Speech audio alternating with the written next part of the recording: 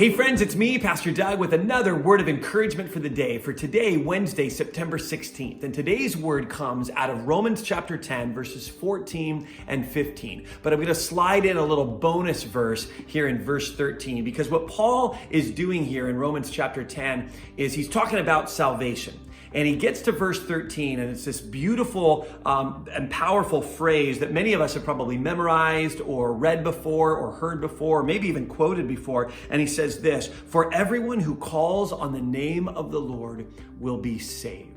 And the image that we get in this particular verse is the image of someone who needs to be rescued. Let's say someone who's out in the ocean or in the deep end of the pool, and they realize that they can't swim or they got a cramp and they're going down, and they spot the lifeguard and they think, that lifeguard can save me. That lifeguard has the ability to rescue me. And so this person starts to wave their arms and call on the lifeguard to come and rescue them. Well, that's an act of faith. It's an act of faith because that person who is about to drown believes that that lifeguard has the ability to rescue them and save them. And that's what Paul's getting at here in verse 13 when he describes for anyone who calls on the name, anyone who calls out in faith, trusting that Jesus really can save and rescue them.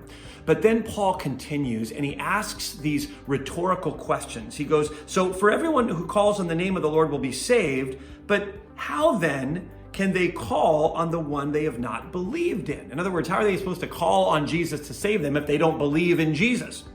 And then he goes on to say, and how can they believe in the one of whom they have not heard? In other words, how are they supposed to believe in Jesus if they've never even heard of Jesus? And he goes on and says, and how can they hear about him without someone preaching to them? And how can anyone preach unless they are sent? And then he quotes from Isaiah and he says, as it is written, how beautiful are the feet of those who bring good news. Friends, this is all I want to say to you. We don't save anyone. Only God can bring salvation to your neighbors, to your friends, to your family members.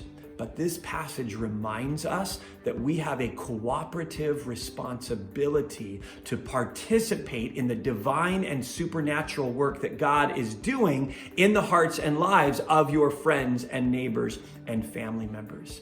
So friends, as you continue to pray for those 4 people that God has put on your heart who don't yet know Jesus, may you find opportunities to declare and proclaim and preach, not in a preachy way, in a loving, gracious, winsome way, to share the truth of this Savior we call Jesus. Friends, have a great day, and we'll see you tomorrow.